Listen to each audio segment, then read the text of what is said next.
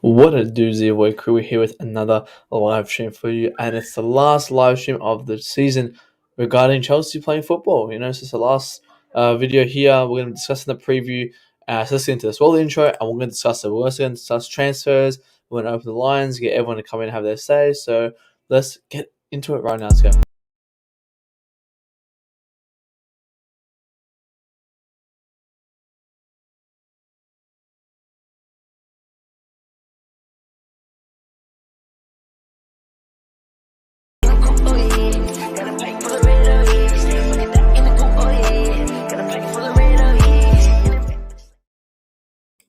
And we're back, bringing you guys another live stream for you guys. It's been a while, been about 5 days. I was just checking now.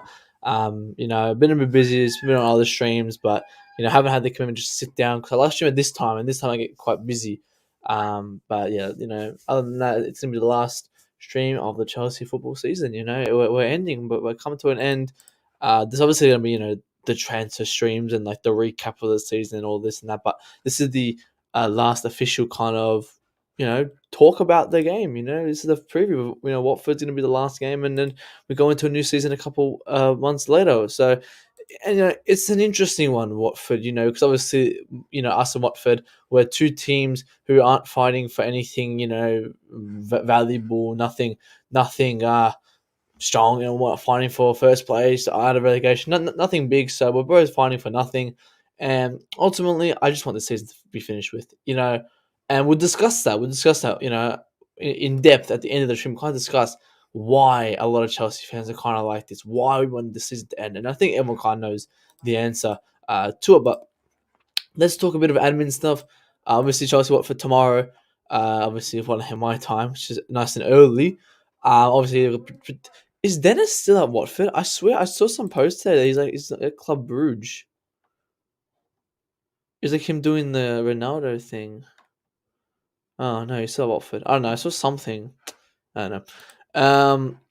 But no, it's gonna be a good game. I'm actually looking forward to it because again, it's a game where we can see our players kind of who don't really play come on the pitch and show some sense. Do they have what it takes to kind of play in it next season and this and that? So we'll get through the lineup, but obviously we'll talk a bit of transfer. Let me just pop this up quickly. And we'll come back to this, but it's about the transfer guys. We obviously know about Rudiger. He's officially leaving the club. And big up to Y1B, big up in the chat. And he also expresses he can't wait for the season to end. And yeah, a lot of people like that. We just want this to finish, man. We're just sick of it. I know. But yeah, we know, guys. Rudiger is officially leaving. He's come out saying his tribute and all that. Obviously that's very nice of him. He's so kind. But obviously he wanted something different. And on the aspect of who's there to blame, the blame game today. Yesterday, everyone was kind of saying the board will blame the players. For me, it's everyone. It's the ball. We didn't sign him 2 years ago when we wanted to, when we should have, and then come now, and then it's also Rudiger's fault for wanting high expectation. But I don't blame Rudiger. The board did nothing to stop him from leaving. He had his demands. We didn't give it to him, which I'm glad we didn't give him that 10 extra million because what a waste. He's already our player. We shouldn't need to do that. So he's leaving on both ends. It's both their fault. Move on. And then obviously Christensen's leaving as well with him confirmed.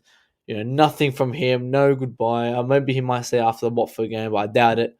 Obviously he's been kind of ghosted from the team itself. He hasn't really been with us, and I think that's very disrespectful of him. It's quite disrespectful from coming from a professional player. But he is, as it says here, injured. Kovacic, Werner, and Christian illness, as it says here, illness. But we all know what it is. I think he's going into labour, so for his kid he's having. But then Jody Morris said this on him because, to be fair, we've experienced that playing ourselves when we were working with Christensen. And, I'll be honest here with Christensen. From Sarri days when he was kind of on more Lampard days, I always saw him as a weak player. Always weak. And, you could be a blind guy and you can see how weak he was on the pitch, right? So when this news came out, I was not shocked. Obviously, football players have their kind of problems, And I'm actually really intrigued now from this to see, his upbringing. How did he get into football? I'm actually very curious to hear how did he get into football. Because obviously this is kind of it's anxiety. He's nervous to go on the game and all that, which I don't blame him. But it's like if you want to be a professional footballer, you have to pull your socks up. And, you have to overcome this fear. You know, as I said, I don't blame him for having this I don't know what you call it, anxiety illness or whatever. I don't know what the hell you would call it, but whatever he has, Christian, so whatever he has, I don't know what he has, but he has anxiety, whatever you claim it to be. And for me, as I said, I don't blame him for having it, but when you're a football player, you got to have those higher tolerance. You got to be scared to play in these games. You obviously be nervous, but to the point where you're pulling out of games, you don't want to play. That for me is very selfish, and I don't want someone like that at Chelsea. So I'm glad he's leaving, but as I said, I'm very intrigued to hear his story. How did he bring up football? Because I was actually just watching Jorginho's player tribute, because obviously Rudiger did his, and I was looking at the channel and I saw Jorginho. I'm like, oh shit, I haven't watched this. I'll give it a watch. So I watched Jorginho's, and that was very inspiring. Jorginho and his upbringing, and I always say this about footballers, like anyone who makes it to the league, if it's Shitty Maguire, if it's Drinkwater. They're all better than everyone here speaking on the panel. They're all good footballers because they all made it. Obviously some are better than the other, but at the end of the day, compare it to the average person, they're gonna be better than majority of the people speaking on the panels, including me. So Christensen isn't a bad footballer. Obviously, he's made it to one of the best club in the world. He played in the highest final in the world. So to me, this is like, as I said, I wasn't shocked, but I was kind of concerned. I was like, what happened? What was the turning point from him? Because as I said, under Sarri, Lampard, even Conte when he was in and out, with Aka, I don't know if he was really playing Conte, I don't remember, but more Sarri and Lampard when he kind of got it. And I always said he was just such a weak person on the pitch. And it just correlates. When he's weak on the pitch, he's also weak in the dressing room. I think he's just one of those players who comes to games, goes home, comes to games, goes home. He's not very social. Doesn't have anything to him. He's just an average player, and I've always said that he's an average player. I hope in Barcelona he goes and does well there, whatever. Like Aspin Alonso. Hopefully they go do well there, because obviously Barca aren't rivals to us, but who gives a fuck? And yeah, but obviously Jody Morris. I just want to point out Jody Morris. I think, as I said, Jody Morris for me was the manager of Chelsea Football Club back in 2020. Frank Lampard was not the manager. like, as the reports came out, Jody Morris had more of a say majority of the time with the tactics than Lampard. So the reason why these youngsters worked out and all that was because of Jody Morris. For me, Jody Morris is the real manager, not Fat Frank. Big up to Liam Lane. Big up hi from Ireland. Big up to Liam from Ireland. Best wishes. Hope you're well, Liam. Let me know your thoughts on the upcoming Watford game. And guys, if you are in the chat, we just started the stream. We're 7 minutes in. We've got 6 people in here. I want everyone right now to like the stream. I know it's a bit earlier than usual. Normally it's about 10, what time? I know it's about 10:30 a.m. But we did it at 10 a.m. today. I was like, oh, we'll do it earlier one. So yeah, guys, please do like the stream. But he also adds, you never know what some players are going through, whether it's nerves, whether it's something off the pitch. We experienced it a few times with Andres, but I don't think he's the only player experienced it. Probably more honest about that sort of side of it. And that's good to be honest about the problems you have. Obviously it's always good to be honest with the manager. Share your problems, because again, you don't want to hide the stuff that is stopping you from playing. And as I said, I think a lot of not Christensen haters, but people who kind of don't like his style of play were kind of upset about him. Obviously, we're mocking him. I still mock him. I make fun of him. Like I make fun of every other player. But it's like I understand where he's coming from. It's best that he does say it to the manager, points out his, nerves and stuff. But the thing is, why isn't he working on it? Like, is he working on maybe behind the scenes? I don't know. But again, you can have those problems. There's nothing wrong with that. But for me, I don't want that at Chelsea. I don't want you pulling out of a game because you're not, you don't want to feel the pressure, or that's not high level football. And people go, oh, but would you do that? It's like, hang on, but I'm not a professional footballer. Because I actually got that comment when I was saying that. I was saying that on one of the streams. I think I said on What About Chelsea on Sadiq's stream, and I said something like that. And someone goes, oh, but if you were playing in a UCL final, you'd be scared. Fucking oath, I'll be scared. Of course, I'll be scared because I'm not a fucking professional footballer. I think people, despite the fact that you got to have a strong mental sense to play professional football. Even like me, I play normal football. Not the highest or the lowest. I play, all right football, pretty high level. And obviously, I get nervous before a game, but when I'm on that pitch, it kind of all goes away. You know, it kind of all goes away, and then because you're in the moment, and obviously, Christensen, as I said, experienced it a few times, but again, Jenny Morris says you never know what some players are going through. You never know. There's players should be speaking out. You should be investigating. But obviously, the whole thing on Christensen, as I said, I'm going to recap it quickly because I don't want to get into this too much. That I'm very happy he's leaving. For me, I never liked him as a Chelsea player. I didn't like his play style. I didn't like his mentality, and that was he was very weak on and off the pitch, and I just didn't like his style of football. He was not a leader. We couldn't play him with majority of the people. We couldn't play him by himself. We had to have people holding his hand. I didn't like that. But I hope he does well in Barcelona. He can hopefully, balls out there. Obviously he was a Chelsea player. I'm gonna hopefully he does well. For the sake of his career. Hopefully he gets over what he has as well. I'm not blaming him for having this kind of issue with his body or with his mental state. I don't blame him, but I don't want that at Chelsea Football Club. I think it's something that you can overcome. He hasn't.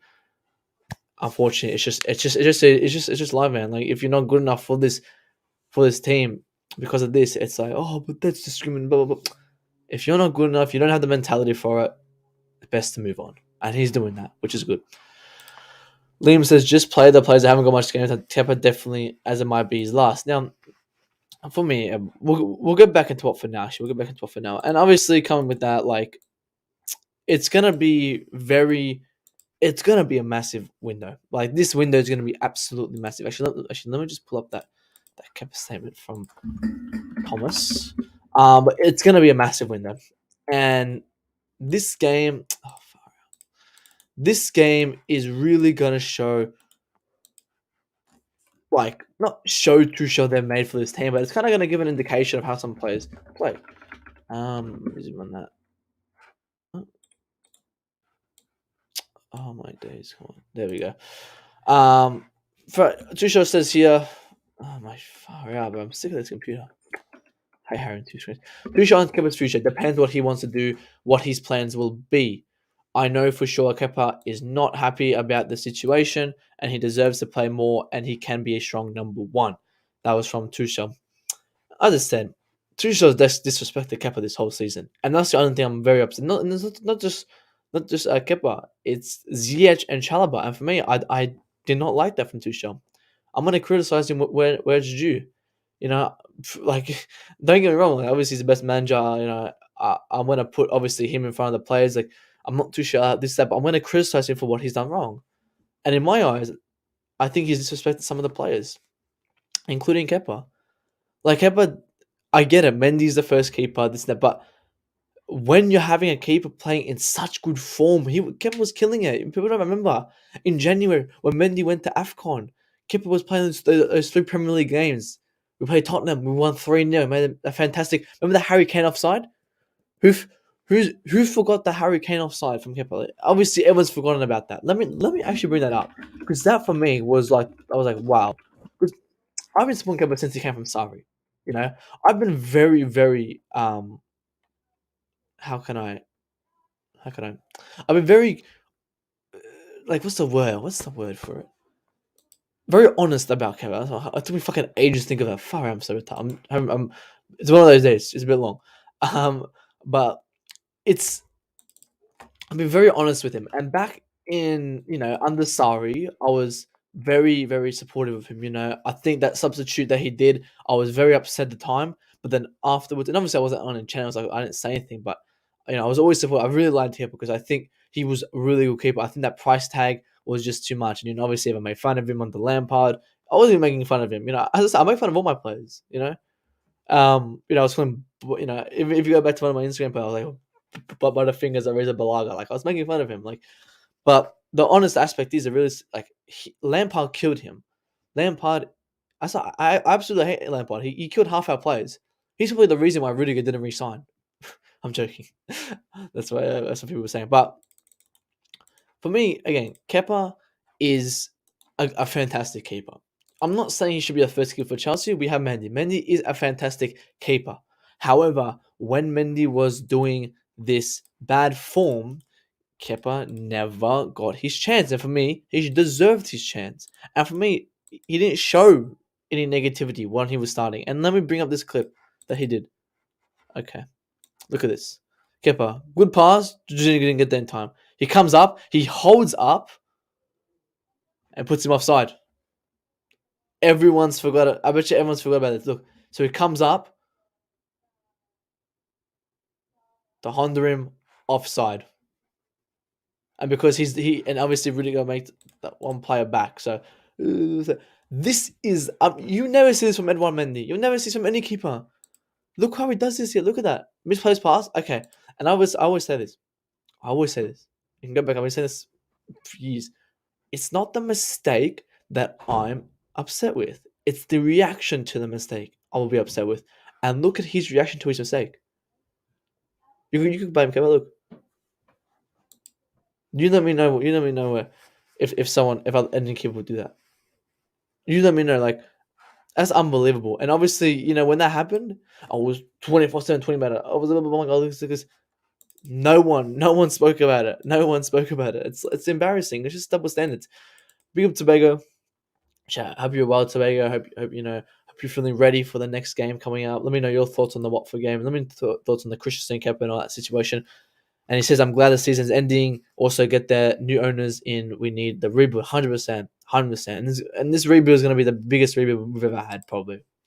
Christian has some excellent games, but you can't just depend on him for whatever reason. I hope he gets better. And I'm not going to obviously he did. The UCL final, like he came on and he performed.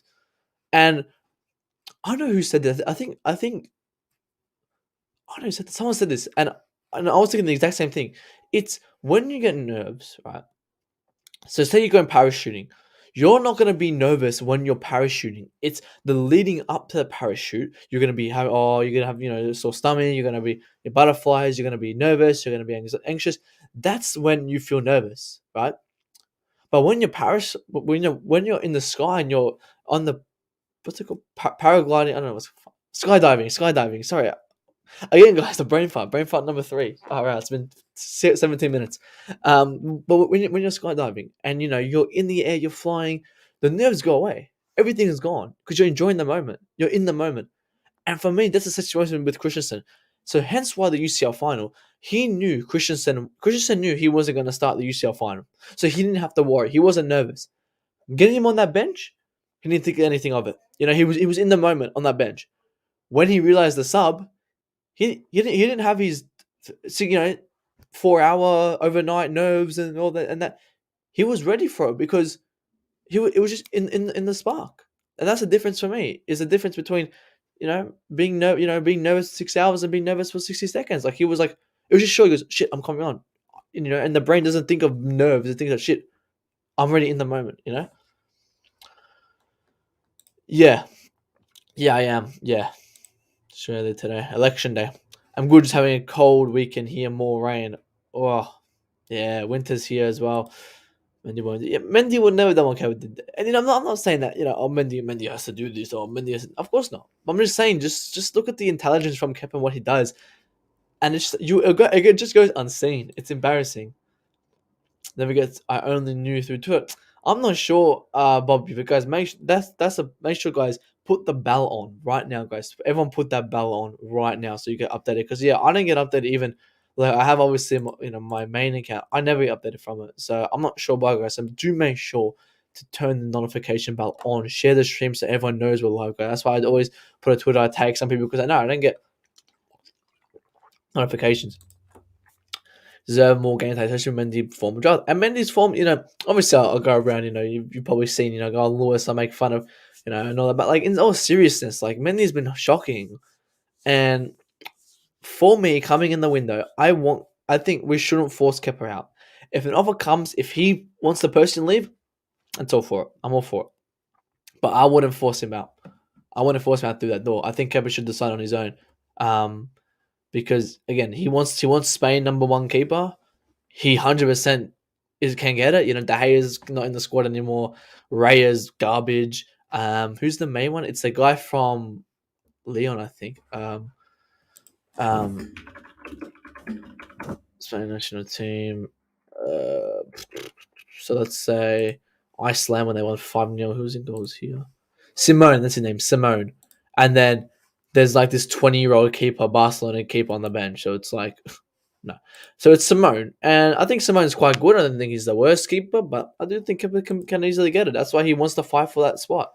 And at Chelsea, will he get that? Maybe. But he's not going to get every single game. Because Tuchel, and that's the one thing I think I've realized in Tuchel, he doesn't, I don't know, it's just, I don't know if he has selective people he wants to choose, but it's like, I don't know. He's playing in. It's so simple. He's playing in form. He's doing well. Oh, but you never drop your first keeper. Hang on, no one said drop. If your second keeper is turning up more than your first keeper, wouldn't you start your second keeper? That's the point of having him, right?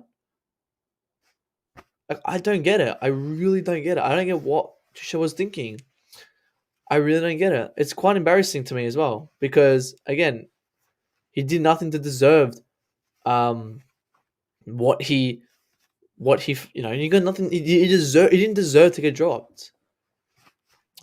I think this, I'm not, as I said, guys, I'm not blaming Tuchel. I'm going to criticize him for what he's pointing out, what he's done. You can criticize your manager. People who say you can't criticize your manager, you can't criticize a player are just absolute idiots. You can criticize everyone. No one's 100% perfect. Tuchel's made mistakes. But when you criticize, you don't want the player out, you don't want the manager out. We're just criticizing what he's done. We're just, we're not making the news. We're just reporting the news. We're just reporting what he's done. We don't dictate what he does. We just report it. Some people are so fucking stupid. I mean, I fucking hate it. It's yeah. I mean, it's just like, think of it. I was obviously Bobby. I play football, and sometimes I get a bit nervous. But when I'm on that pitch, it just goes away. And I think for him, that's how I'm thinking of it.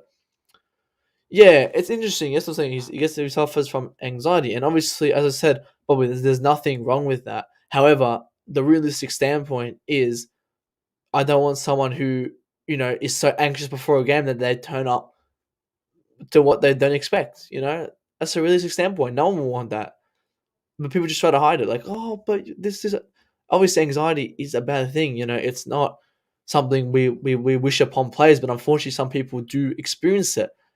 Some people push through it. There might be, as Jody Morris said, there probably are some other players who push through it. But if it doesn't interrupt the way they play that pitch, I'm not concerned. As I said, Christensen, it impacts how he performs, and he doesn't perform as well, and he gets nervous, he gets scared, he has no confidence, he pulls out of games, and for me, I don't want that. I'm not blaming. Obviously, anxiety, it's not a good thing, as I said, but I don't want that. And there's nothing wrong with saying that. You don't want to play. Obviously, I don't know what would you call it, Bobby. Would you call it an illness? I'm not sure what I would describe it as. I don't want to illness, disease. I don't know what anxiety. Like, how would you describe it, actually? Mental illness, anxiety. Is it like a? I'm just saying, what would you refer it to as? Like a medical condition. Okay, it's a condition. That's what Google says. So I'm just quoting Google. But anxiety is a condition. It's a medical condition. I don't want someone who has that medical condition at Chelsea because it affects how they play on that pitch. Obviously, we can be here, but let's be honest. The point of this game is to win. How do we win? Players have to play 100% on that pitch. Did he? I don't know. Did he ever get a fix? Is he trying to recover from it? I'm not sure. As I said, I'm just reporting the news. I don't make it. I'm just what people are saying. I just repeat it. Big up to Coach's Corner in the chat, guys. Everyone go do subscribe to Coach's Corner channel. I couldn't make a couple of his videos, but hopefully his next video I'll be there. I'm glad the season is ending. We've been through a lot.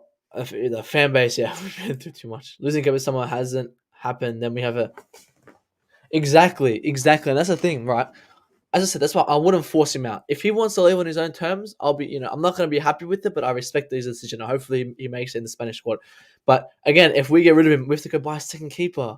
It's like more money wasted. When we have a second keeper, to more money, more wages. So it's like, we either keep paying keepers 180k a week, or we get rid of Kepa, sign a keeper for 15, 20 million, and then pay him 120k a week.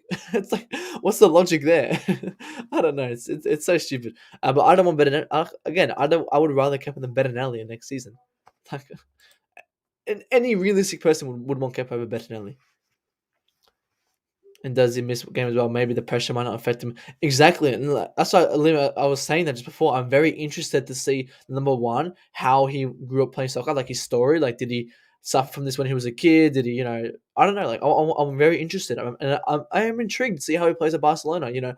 Exactly. Will he feel? Is there less pressure? Because obviously, in places like Spain and what is this? More Italy, maybe even German. Not German. I don't know. The Italy League and Premier League, it's a bit easier. The fans aren't on you as much on social media. Like, they don't come like the Premier League. Obviously, we're all on social media. We're all kind of discussing our opinions. There's not a lot of like Spanish ones. I would say. If we sell Kepa, I would take Nathan Bax on loan. Just makes sake of balancing the books in the wage structure. Also, he's a good keeper. I mean, let's be honest. There's no secondary keeper we can get that's going to be better than Kepa. Okay. And I've always said I want to be able to build a team like Manchester City. If it's realistic or not, but this is not FIFA. This Manchester City did it. Okay, they have players that their secondary player can come in and play like a primary player. Look at their centre back, Laporte, Diaz. Who they got on the bench? Stones and Ake, two starting players.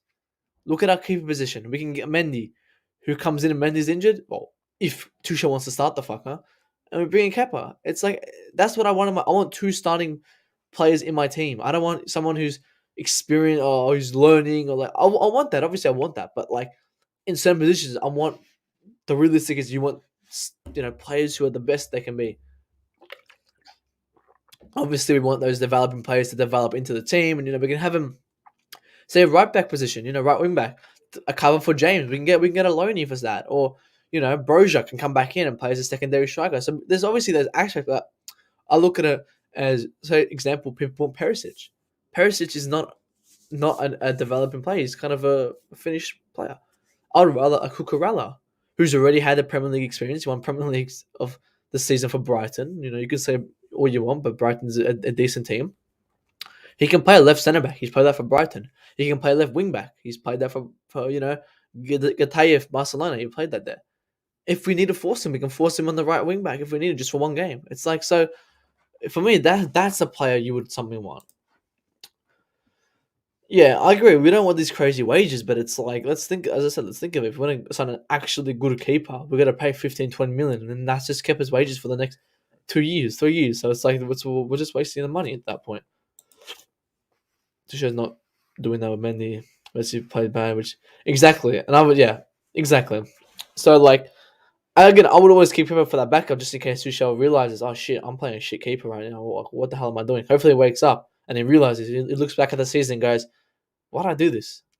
Because it is quite embarrassing, like what he's done. I don't know, and a lot of Real fans have picked it up. Like a lot of Real fans, the actual Real fans who watch Chelsea, who verse them and they go like, Mendy's not playing that well, but Kepa was playing well a couple of weeks ago. I said, like Football Terrace, I got messages from a couple of their panelists. I was talking to a couple of the panelists, and they're like, oh, I agree, Mendy Kepa should have started. Mendy's been garbage, but it's just because the people just don't like Kepa. It's because they don't like him. Oh, he didn't want to sub off. Yeah, like Cavalier would have done any better. Come on. And again, guys, we did this under Lampard as well. When Kepa wasn't playing well, we did Caballero, and every week they'll be switching Caballero 2 weeks, Kepa 2 weeks. I'm not saying that's ideal, but it's like now we have two absolutely class keepers where we can afford to do that. We can play Kepa for the FA Cup games, FA semi-finals, and Mendy can play this and that. Because again, guys, Kepa, if not on the same level, a bit under Mendy right now. Like Mendy's nothing special right now. Mendy's nothing special. If Kepa goes, isn't it enough to bring back Nathan Baxter to back up Burton? Again, Nathan Baxter, guys. Let's look at Nathan Baxter because I'm not gonna lie. Guys, you guys know I only watch Chelsea. Like I don't watch fucking anyone else. Where's he from? Hull City. He only played 16 matches this season. He wasn't even a starting keeper in the Championship. What makes you think he's going to come back and do well in the Premier League? I know, guys. Like, I'm not saying I would rather play Bettinelli, to be honest. Wow, he hasn't played a full season since 2018, 2019. 2020, 2019, he was at the Scottish Premier League. 13 games. And then he went to loan to uh, Akron Don, like some fucking random team. I don't know who the fuck this team is. League One team plays 16 games. Then went to Hull City on loan, 16 games. This is shocking. I don't know. I wouldn't. Again, guys, I wouldn't take that risk going for someone who can barely start in the championship. Yeah, starting 11, 30. Who's even first keeper? Like, is he even any better? So, like, I wouldn't take someone like that.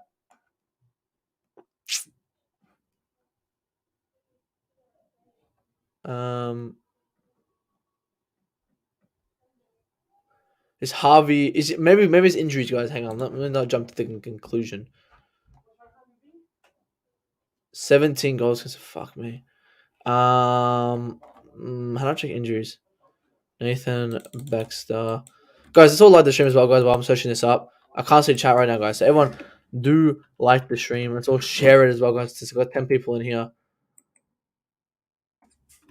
Injury history.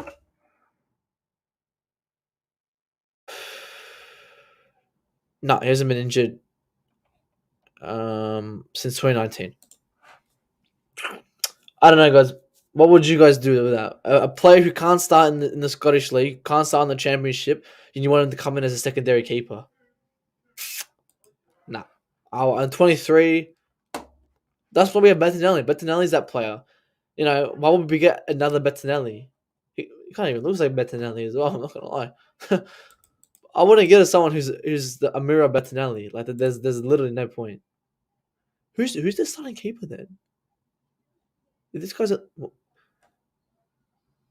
huh? Hang on, Hull City. Who the hell is their starting keeper?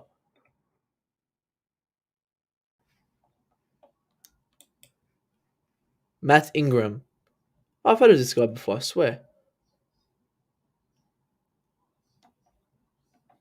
He didn't play four. What the hell? He played 4 games, huh? Oh, the game he played, they consider 5. Baxter. I'm so confused. Okay, so I think. Oh, okay. So I think he was injured. This their number one. Yeah. Okay. Wow. Okay, that's very weird. Okay, I'm not sure, but they'll I guess on and off. I don't know how that worked. In hindsight, Mendy could have benefited from a few games on the bench after the 100% Afcon. As soon as he came back from Afcon, guys, the Brentford game, I said this is Kepa's chance to come in. I said before Brentford, Mendy's been very tired. He's played AFCON. Let's rest him. You know, we're going into a Madrid game. I would rest him for Brentford, right? You know, just give him a rest. Let's see how he does against, Brentford. So, because, like, again, before Mendy left, Kepa was playing so well. All right, we didn't start Kepa for Brentford. We consider 4. All right, we're going to Madrid game 1. Everyone fucking knows what happened there. He did this stupid pass. We would have been in the Champions League final right now if he didn't do that pass. And he's major part of that blame. Again, he didn't save Benzema's goal. Again, it went right through his hands. You know, there was I'm not blaming him for the saves. I'm gonna blame him for what his mistake was. And I said after the game, I said Kepa should have started. I said the consequence of us not starting Kepa against Brentford means he should have started Madrid. And they go, oh, he would have considered 5. No, he wouldn't, because they only had 3 shots. They had 4 shots on target and they scored 3. Fucking hell, man!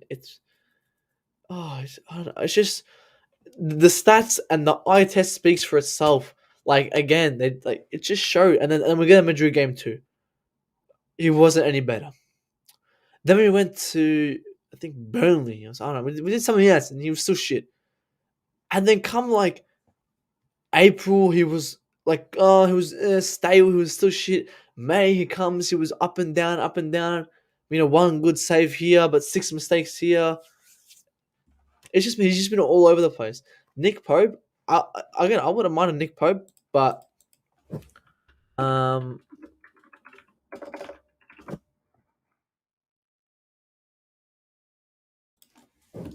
he's on 7 what? Jesus Christ! Nick Pope's on 35K a week at Burnley. Oh my days. I was gonna say, maybe they're quite high, but I realized fucking plays for Burnley. Again, I wouldn't mind a Nick Pope. I mean, I don't think he's the best. He used to be 2019, 2020. If Burnley get relegated, maybe he is 30. He's quite old. But again, that is kind of prime for keeper. I wouldn't mind him, but again, if we can keep Kepa, keep him. But again, if we get Nick Pope, I'm not gonna be upset. I agree, Tobago. Nick Pope is a good keeper. Would definitely challenge Mendy. I think Kepa's challenging Mendy. It's just Tushar's not opening his eyes, man. And that's the thing. I want to keep criticizing guys. It pisses me off. Ingram was loaned. Oh, okay, yeah, because he just came back, and I think he jumped right in the team. But Mac Baxter played 19 games. Yeah, Bear Boy might come in. I see Leeds relegated, to be honest, but it's football. I hope Leeds get relegated. We can get Rafinha. Big up to RD. Hope you're well, RD guys. We got 10 people in here. We've got how many likes, guys? We better have.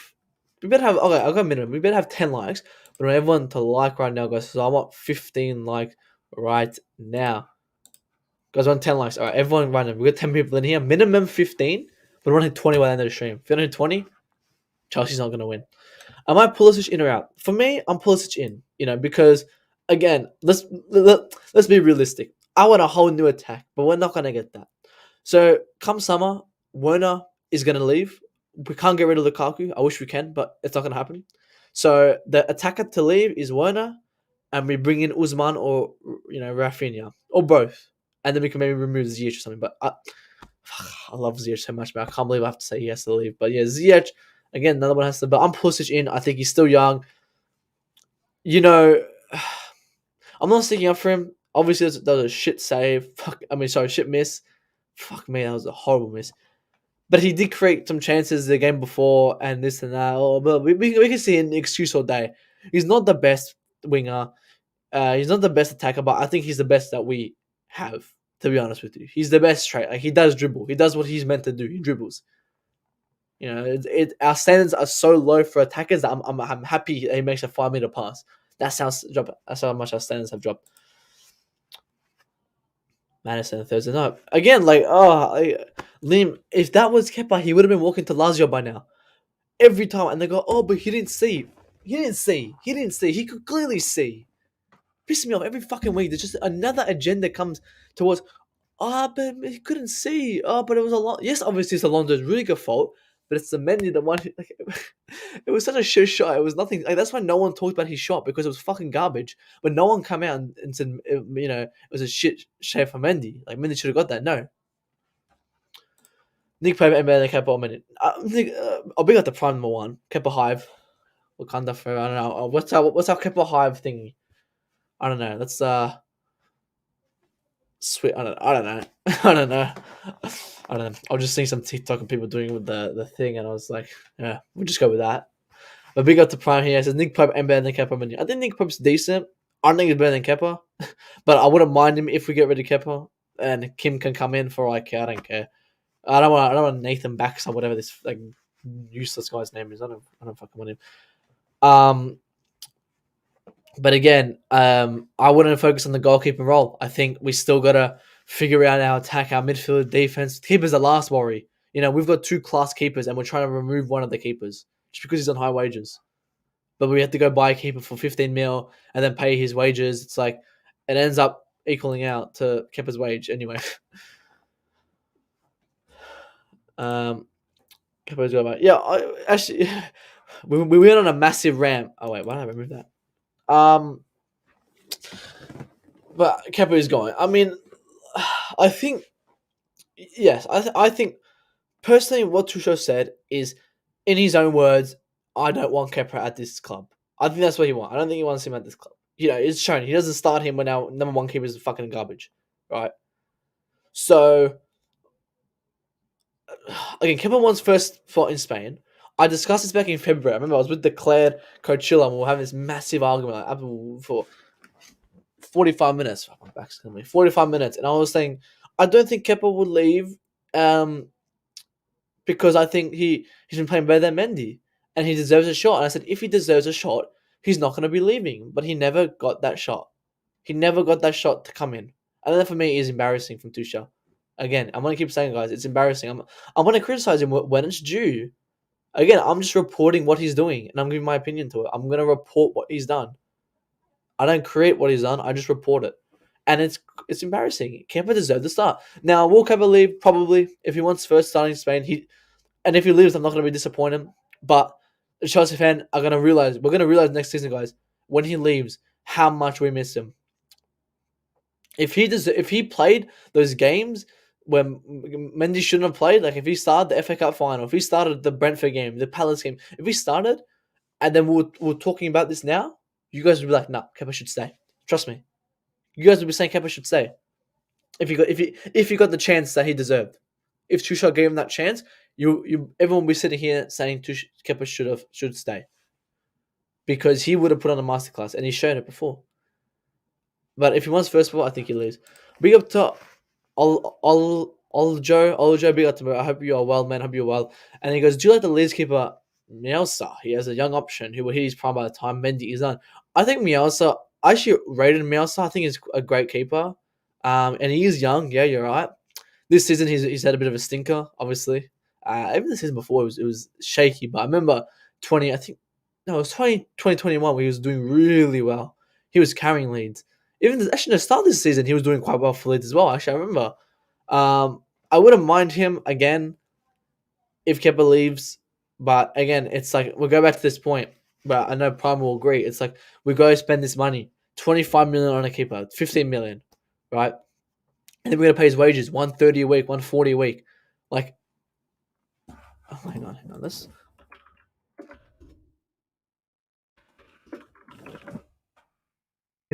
Kepa's on 155,000 a week. 155,000. That's not a lot when you think about it, guys. And Mendy's on 90,000. Okay, Mendy. I think Mendy deserves a bit of a raise. I'll give it to him. Whatever. Who cares? But you can't tell me 155,000 is not like. Obviously, I would say it's a lot, but for maybe a keeper. But in actual respect, when we've got fucking Werner, we've got Saar earning 210, we've got fucking Barkley, like it's rubbish. Oh, it's pounds. Let me write in another top goalkeeper. Let's have a look at Edison. Edison weekly wages. Edison weekly wages. Don't fucking say it. Oh my god! All right, Allison. Allison's on 150. Okay, similar ones. I'm have to explain that obviously it's a massive wage, but again, it's for what if he performed, he would have done well. The reason Tuchel was not very convinced about Kepa is simply because a modern keeper he's a bit small and it is a bit of a problem. I agree. I think he's a bit small. Long shots aren't an issue, and we've debunked that obviously. The Tillerman's goal, the boring goal. Remember what was that game? Prime. Remember we were talking about it. What was that game when Mendy? It was a long shot. Oh, obviously the West Ham one. We knew that one, but there's another one. I remember, and he didn't save the long shot, and I heard nothing about it. Nothing about it. Yeah, yeah. What an idiot. Same for keeping the future, but right now he's too ready. I don't think he's again. If we're talking keepers, I wouldn't for a second keeper. If we want to get a better keeper than Kepa for a second keeper, we have to go sign Edison or Allison because there's no one on the market right now who can come in and be a better keeper than Kepa as a secondary option. So again, like, who can come in right now and do better than Kepa? No one. No one can. He's the best second keeper we can get. Look at PSG. Donnarumma, Navas. Navas starts a big game, Donnarumma starts second games. Donnarumma didn't do that well again. Yeah. This is Kepa we're talking about. Kepa was proven is a good keeper. Proven. Alright, guys. Far out. 45 minutes and we haven't discussed Watford. Fuck. Jesus Christ. I'm dropping the link in. I thought the fuck's sake, we haven't discussed Watford. Alright, let's discuss Watford for the last 15 minutes. So I gotta go soon. So I'm gonna put the link in. We're gonna do lineup. We'll talk about this predicted lineup. I'm just gonna talk. You guys come in and talk with me, guys. Everyone like the stream right now. 150k. Again, people were saying 200k. Remember when people make up this rubbish of 200k? Fucking hell, man. Pisses me off when people just make up these lies. Guys, people who are on Gem stream, I got the wrong Rafinha, okay? They come for me. But I'm gonna get the lineup here. Let's look at this predicted lineup. Number one, this is not a predicted lineup. If we go for this, um, yeah, actually, yeah. If you're gonna come on, maybe have your camera on, guys. Unless if you come on, you gotta have your camera on. Except if I know you, I'm gonna. Can I hide recipients? I'm not sure, but guys, if you come on, maybe have your camera on and then turn it off or something when I see you backstage. If I see you backstage, you want to turn your camera off, have it on, and then when you come on, you can turn it off. But yeah, this is not our predicted lineup. Oh wait, I don't have the screen up. Shit, this is not our predicted lineup. This is fucking garbage. I'm not starting half this plays. We have a couple, but let's show a feeling. Yeah, I think again. I think Tuchel, obviously they can't force him out. I don't think Tuchel wants to force him out, but I think if he wants, he's kind of saying, Kepa, go, just go for the sake of your career. And again, that's very disrespectful from Tuchel. Again, should deserve the shot. Guys, I have the link in if you guys want to jump in if you want. I'm gonna be live for about 15 minutes. I'm gonna talk the lineup, and then I'm gonna head out because I gotta go do work. Luca, appreciate the sub. You subbed 1 minute ago. Just got the notification. Thank you for the sub, Luca. Luca, if you're in the chat, everyone like the stream right now, guys. 10 people in here. But all right, Mendy, 100% not starting. 100% not starting. Finally, we can rest him. Watch it. We'll rest him for 3 games. He'll come back next season and do well.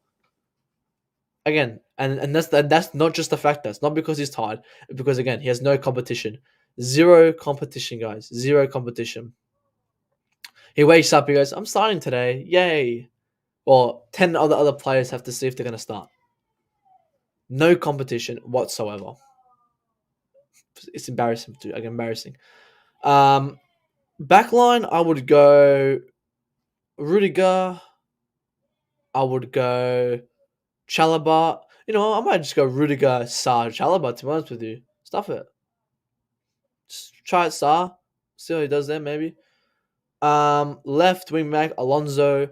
I will go Jorginho in the mid with. Actually, wait. I got to put it out. Hang on. I got to do it on the screen.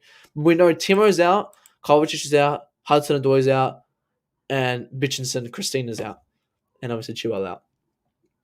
So we've got obviously we don't need a lot of players for this game. Let's be honest. Like we don't need fucking 1,000 players to play this game. This is just a shitty game. Let me get someone send me a link to use for squad lineup.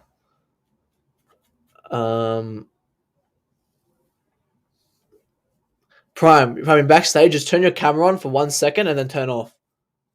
Just as yeah, okay, yeah. You can turn it off if you want.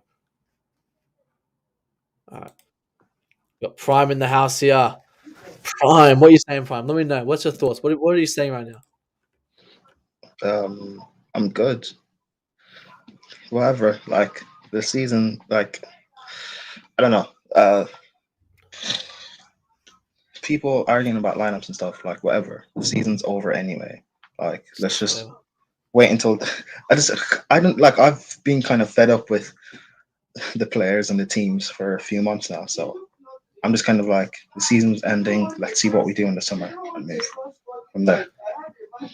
I agree. I think who cares about this game? To be honest, and the summer's gonna dictate what we do, who stays, who leaves, and does the Gallagher come in, does Gallagher stay, and all that. But we'll just briefly go through it. The lineup. I mean, obviously you said you don't really care about the lineup, but who do you want to start? In the team, do you want people like Saul, but who do you want to start really?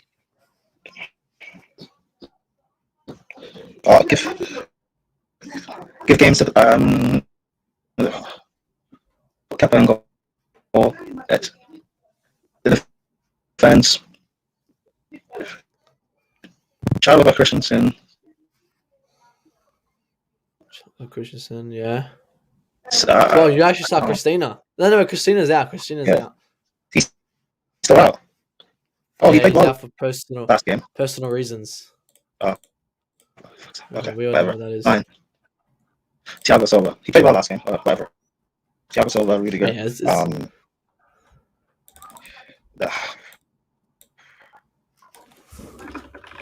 I don't know. I want to see something. Maybe Ruben right wing back, left wing back. Alonso.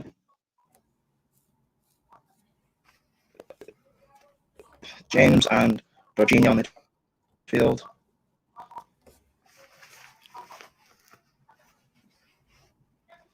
Up front? Then I don't know. Play some of the young guys. I don't know.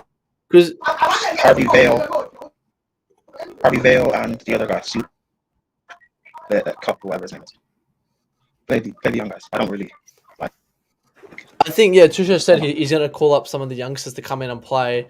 Like Harvey Vale, like Simmons, or whatever his name is. I think for front three, it doesn't matter. This game, I think this game is a game.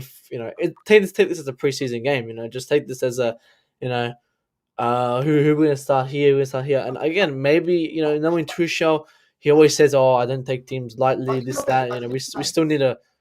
I think we have to lose 6-0 or something for Tottenham to somehow come back. But knowing Tuchel, I think he would want to go a bit hard as well. Like he wouldn't want to go easy on them and start our secondary team on there. But again, there is some factors where we can start 1 or 2 main players, but let's start at 8 to 7 old non new players, or like shit players, whatever. However you describe them. Secondary players.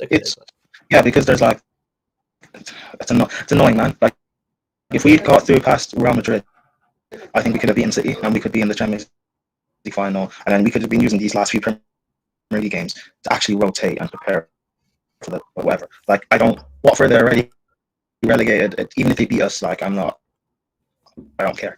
So like I don't know. I don't see it as big. I think the summer transfer window will be interesting. Players that leave and go, and I don't know. Like so long as people keep talking about players like Dembele or Rafinha or whatever. I heard news yesterday, I'm assuming you saw as well, that Todd Bowley wants 2 marquee players, which is fine, I guess. But one of them has to be a director of football. That's like I want to keep Marina personally because I think what she does in negotiating deals is brilliant. But we need a director of football in charge that she has to answer to. Meaning, for example, last summer we needed. People were saying we created so many chances last season that we needed a goal scorer, and Tuchel wanted someone like Harry Kane, but the board or Roman, they wanted the marquee guy. They wanted Haaland. They wanted Haaland or Lukaku. They wanted the marquee signing. A director of football would have said, as great as those 2 players may be, we need someone that suits the system. Or if we sign a Haaland or we sign Lukaku, we then have to sign a creative forward or creative winger that could actually play with them and give them chances. Because the way our team plays, we don't create chances with those 2. Because I think the way Lukaku has struggled this season, I believe Haaland would also have struggled the same way with us. We just don't create chances. People said, I think Lewandowski is available this summer. Chelsea fans want him. I don't. Lewandowski would also struggle in our system because we just don't create chances like that unless we're changing the way we play to adapt to Lewandowski, which is fine. But I don't think these players are good enough to do that. I would want to keep Jorginho. I don't mind on Kante if we sell him, but maybe keep him and then bring in a top quality midfielder. So whether that's Tchouaméni, whether that's Rice, if we can get on a cheap or for a good deal, I don't mind one of the 2. But that would mean we'd have 4 top quality, top class central midfielders or DMs, or whatever you want to call them. Exactly. And then you add in Gilmore in that mix, which is what makes it 5, I guess. Which is fine. That's the depth we need. You look at how many. Wait, Prime, unplug your mic and put it back in. I think chat's saying it's lagging. Yo. Wait, talk. Yo, you hear me? Oh, is like some crackle. It's like some crackle when you talk. Oh, sorry. I don't know how to fix that. But yeah, should be fine now. Just go on. It's like I don't know, we just need to kind of move smack this window. And I don't mind if we're not splashing big money, as long as the profiles are correct. And I understand we're not going to be able to do it all in one window. It might take a season or 2, which is fine, by the way, as long as Chelsea fans are patient, because they want to be patient with the likes of a youth player. Like they want to be patient with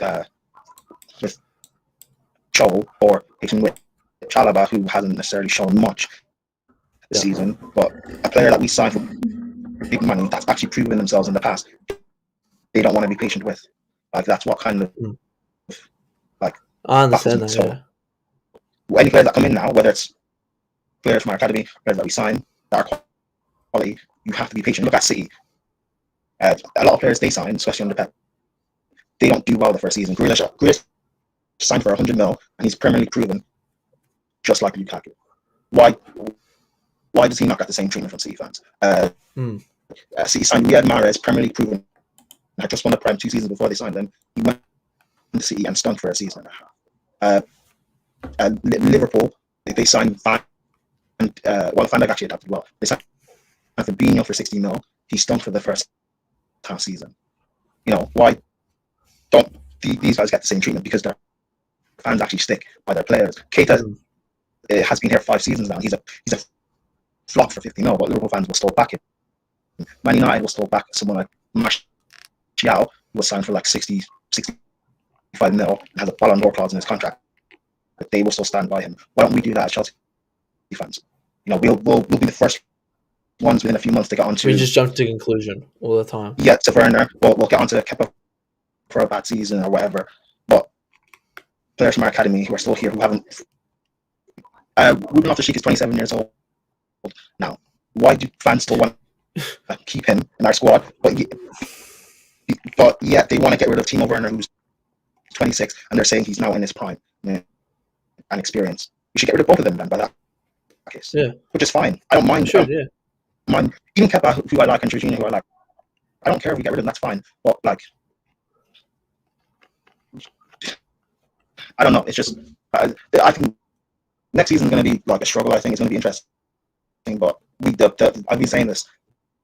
Best thing we have is Tuchel. So as long as we have him, things won't be as bad as it is with United and Arsenal. So. Oh yeah, I'm glad we're never going to get as bad as the United level, like that bad, that down bad. But look at this. I want to bring this up now. That just came out of. Oh shit! It just came out now. So Foden wins the young player of the season. Wow. What are your thoughts on that, Prime? I mean, who else was in this category for the young season? I think Matt was in it. I think Reece was in it. I'm not sure who else, but there was a lot of other players in it who deserved it, and I don't think Phil Foden was the player for this. But this is just, again, for me, probably another Chelsea agenda here. But we'll go back to Watford. So we're going to end the stream in about 5 minutes. So, guys, if you haven't already, guys, do live stream. And I agree with the point. You know, Loftus-Cheek, he's been here he's 27. This guy's not 23 anymore. You know, he's nothing special. You know, and then when people talk about Kepa, you know, all they do is they just talk about Kepa's past. They don't talk about what he's done at the moment on the spot. But you know, when they talk about Loftus-Cheek, they go, "Oh, but before the injury's done." Since he's came in, he's shown nothing on the two show. He really hasn't. You know, maybe one game left him back, maybe one goal here, one goal there, and I don't know, it just doesn't do that. Bobby says at this point, it's all eyes on the government. They have approved the Chelsea sound now. Any further delay pointless. Yeah, and we have to get that done quickly. Yeah. Mason was in and should have won it. And he plays it. Yeah, no, it's Mason, clearly anti-Chelsea agenda. It's not. Mason, the only player from Chelsea who I put forward to win it is Reece James. How old is Reece James? He's under 20. No, yeah, Reece James is available and he's 23. But I think because Reece James was injured for so long, that's a huge chunk of this season gone. Possibly. Even though his goal and assist output, he's one behind Trent, who's top, and he's one clear of Robertson, who's below. I would give him to Declan Rice. Reece James is 22, and he played 25 games. Foden played 27 games, and he won it. How much? Yeah, but Foden's been poor this season, I think, or average, I guess. I would have given it to Declan Rice. I think he's been probably the best DM in the league this season. One of the best in the world. But he's brilliant. And it's unfortunate that we didn't sign him like last summer or whatever. Or maybe we wanted him because of his price tag now. Or because he wants to come to Chelsea so much. Maybe we can wait it out another season or two and wait for West Ham to drop back down. And then his price tag drops as well. But the guy's brilliant. And the hate he gets, it's annoying because Jorginho haters will use Rice to compare him. And then Rice haters we use Jorginho to compare them, and it's funny to me. And I'm just like, they're both like, I think they would both play well together, or at least having them both in the squad with Kante, with Kovac, just makes Chelsea a better team. I think But with like, Rice, it's just the price tag. You know, obviously, I think the only quality I like from Rice is his leadership. I want his leadership really bad, but I don't want to pay 150 million for his leadership. I'd rather go pay 80 million for Tuchemeni. Tuchemeni is absolutely class. I think Tuchemeni is on the same level with Declan Rice. But again, there's obviously more qualities to Declan Rice, more qualities to Tuchemeni. I think, but the equal out, look at the realistic standpoint, I think Tuchemeni is a better option for us. But are you in favor of Rice, or would you like go for Tuchemeni? I've seen more. I've been watching Rice since he broke through at West Ham. So, and I've only watched Tuchemeni there sometimes this season. So, I guess maybe I'm biased. But like, why can't we have both? Obviously, we can't buy both for summer. And Rice. Financially, this summer to buy both is not possible. I know that. But like, over 150 million seasons, and 80 million.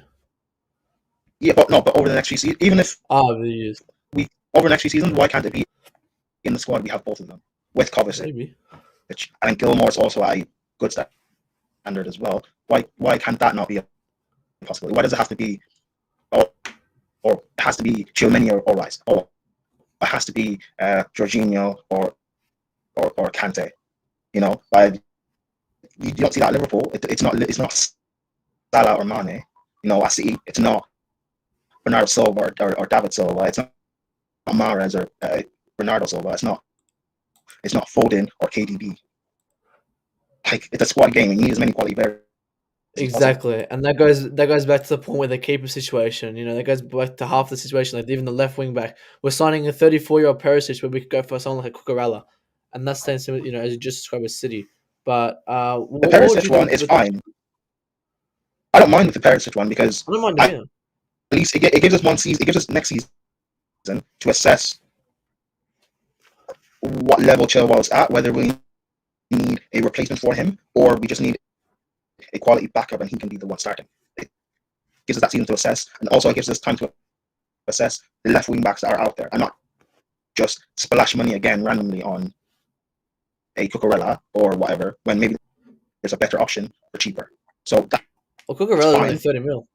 I know, but at least, which is true, fair enough. But that's for me. I'm fine with that because hopefully, with the scouting system always bringing in place, you bring a director of football, you actually start looking properly at players out there that fit the profile that we need, and we can then say, you know, like again with the Perisic thing, I'm fine with that. Perisic is a quality wing back. He can also play in the forward line as well.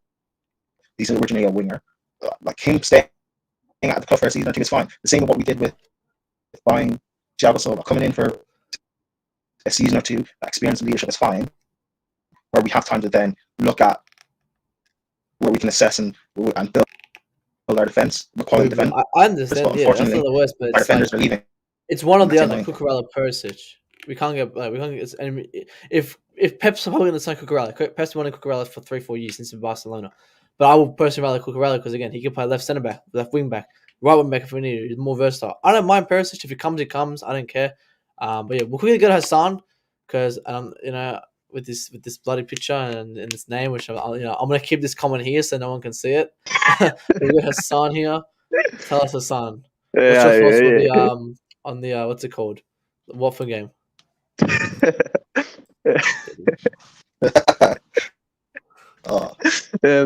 Yeah, I mean, Watford, man, what can you say?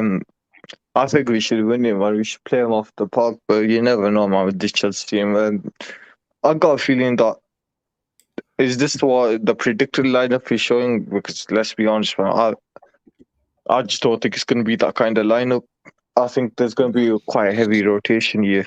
Yeah, I think he's going to give it to players that have barely played, probably players like Saul. Who else is there? Probably one or two kids may come off the bench, like Harvey Vale or someone. Because let's be honest, is Watford, they're relegated. We got nothing to play for in the season. Third's already secured, so it's just going to be vibes. We've been poor this season, but let's be honest, half of these players are going to go, whether you like them or not. They're going to go Yeah, I don't mind players like Perisic coming in, Kunde coming in. As long as we get players like Chouameni, another back line like someone like Koulibaly, I don't mind him. Yeah. He's cheap for 25 million. You can't go wrong. The wingers, I don't know about them. Really, I've got mixed opinions. One day I want him, one day I don't. But I've got mixed opinions about him on a free transfer. He It's like that because of definitely his improved our injuries, yeah. attack, but it is what it is. If you can't get I- too many, there's Kamara. There's lots of free agents that are actually quality, Yeah, but and this could here's the benefit thing. us. I don't like something I keep going back to. I don't trust our scouts and also our fan base. The way they talk about players, I don't trust them either. So it's like any player we're linked to, or any player we buy, I can't really until we get a quality director of football. I'm going to assume the majority of transfers we I make are going mean, to be bad. to argue with your point, our scouts' first choices are good. It's just the alternate choices. Like if we don't get our first choice signings, then yeah, we're screwed. Wait, I don't who's their trust first them. choice signings? Like Who were their last first choice season, signings? it was Hakimi and Haaland. Last No, season, and no. Holland was the wrong choice for our system, and mm, Hakimi is what and Tuchel Hakimi. wanted. Now Hakimi Hakimi is what wanted. Tuchel wanted. We were bidding for him. Yeah, but like that's not our scout. That's Tuchel. Tuchel. His talent ID, but like he's not our director of football. He's not our scouting level. I mean, the season before that, it was Alisson over Kepa and or Black, but it is what it is. One Yeah, yeah. I mean, this season, they don't want to fork out an extra. The first choice signings we need to get. Yeah, or we need to get the first choice signing. Again, I go back to City and Liverpool because they're the two best teams in the world and how they run. Like, let's even go back. Pep wanted Jorginho. We got him. Instead of him, like what we would have done in that position, we don't get Jorginho. We would have panicked by and bought someone else randomly. But what City do? They waited another season, looked out in the market, scouted, and they bought Rodri. Even though he would have taken it another season or so to adapt to the brand, they did that. Liverpool, they wanted Van Dijk in the summer. They couldn't get him. They continued pressing and got him in January instead of panic buying. That's probably what Chelsea should have. If they really wanted Haaland, which I still disagree with him fitting our system, they should have waited, not bought Lukaku in the summer, and try to get Haaland maybe in January. Yeah, I blame them for rushing. Because what was the package? 50 million. That's what we always do. You can't even go wrong for 50. And that's something we always do. We didn't get Alisson. We rushed to buy Kepa, even though I don't believe we scouted him properly. We only signed Werner. We only signed Werner because Liverpool couldn't get him. Even though Werner would have suited the Liverpool system, but didn't suit us. We bought Havertz because everyone else in Europe wanted him, but we had no real idea of how to even use him. We got Thiago Silva because he was available on a free, which, to be fair, was a great signing, but that's more so because let's be honest, man. Thiago Silva is elite, man. If you go into any system, exactly, he's just a normal signing. Buying Thiago Silva wasn't something smart per se. It's just because he's one of the best of all time. We signed Ziyech because he had a great game against us, but again, no real idea how to use him either. I mean, Ziyech was suited to Lampard's system, but he's the only one that was actually half decent. I mean, we can agree to disagree on that, but yeah, it's annoying. And Chelsea fans, especially the ones who love the youth, they'll complain and say, "Why doesn't Cho get a chance? Why doesn't Gilmore get a chance? Why doesn't this guy, that guy?" This is the reason why, right? Because we make these stupid signings that end up being squad depth and further in the team that we can't roll now. I like Ross Barkley, but like, why did you really need to sign him, especially when he was still injured when we bought him? We bought that great Monaco team they had. We bought Bakayoko instead of buying Fabinho or Bernardo Silva, or even though this guy is in prison and all of that now, Benjamin Mendy, because he was a quality left back at the time. Like, why do we continuously make these stupid signings? And I love Roman, but that was the bad part of his last 5 years or so of his era. And hopefully, I pray there's a change. It's not going to be overnight. I mean, I pray there's a change. You would argue that it was technically his decline era, because it's technically you just see like literally the FFP was literally anti-Roman, so it was inevitable he was gonna sell the club at some point. Because no, but it's not FFP though. How we're run is not FFP. Roman, like he could have pumped money as he used to do, as well as like he could have physically be in this country. Like, there's a lot of legal issues. But bro, we've been pumping money in. That's the thing. Like, you know how much? Like, last summer we spent 100 mil. The summer before that we spent, what was it, 250 roughly? Then we had a transfer ban. The summer before that, I swear we brought in the likes of like Higuain and Kovacic and Jorginho. Summer before that, how much money did we spend on Bakayoko, Drinkwater? We spent over 100 mil. Summer before that, we spent big money on bringing David Luiz back, buying Kante, buying Marcus Alonso. Summer before that, we didn't spend much on Mourinho last year. The summer before that, we spent big on Costa, Cesc Fabregas, bought Matic back the January before that as well. Like, we spend a lot of money, but for the most part, we spend poorly. That's the problem. We have, because and who would you blame it on? Kind of the Roman era, or just the ball? And then for me, it's everyone, not just Roman, not just the Bundesliga director. It's everyone, and I think for me, I would, if we get rid of Marino, I'm not going to be upset, because I want a full rebuild, and a full rebuild means get everyone out, bring a whole new team in. But we'll just quickly do predictions, because I have to go now. It's been over an hour. Let me just get the thing up. So for Watford, obviously tomorrow. Prime, what you're saying? For the score, and who's scoring the goals? Me or Hassan? Yeah, Prime. Okay. What? I don't. I don't know, man. It wouldn't surprise me if it's a draw. But yeah, I don't know. Yeah. I don't know. No in Chelsea. No in Charity FC will probably be a draw there. Let's just say Reece James, Havertz. I don't know. 2-0? Maybe one of the young players or something score. I don't know, like 3-1 or 3-2 or something. All right. Whoever Matt's brother is, I'm not sure who he is. What's the score prediction? You're doing like your brother like this dirty, yeah? Is this what you're doing? Sorry, brother. I think it's a 3-0, but it depends. If we go full strength, which is probably stupid, I think we should give kids a chance. But I think if we go full strength, it should be 3-0, but you never know, man. But I think if we play with the backup team, it's probably going to be 2-0 at best. It's going to be 2-0 at best. We should be, I think this is Watford's under 23s as well. They're going to be starting. I mean, I just don't want them to win or draw, because you'll see Ben Foster on his YouTube raving about it, man. It's his last game for Watford anyway. Exactly. Did they actually sack Roy Hodgson, or did they keep him? What happened? I don't know if they sacked him or not. But no, they kept him, I think. No, he's still in charge until the end of the season. Yeah, they'll sack him soon anyway. But yeah, no, I'm going probably. I'll say 2-0. Obviously, kept a clean sheet. You know, nothing on the unusual. But yeah, it's gonna be a good game, big game. Last game, not big game. Sorry, last game. So let's fucking just finish this season, man. I'm just sick of it.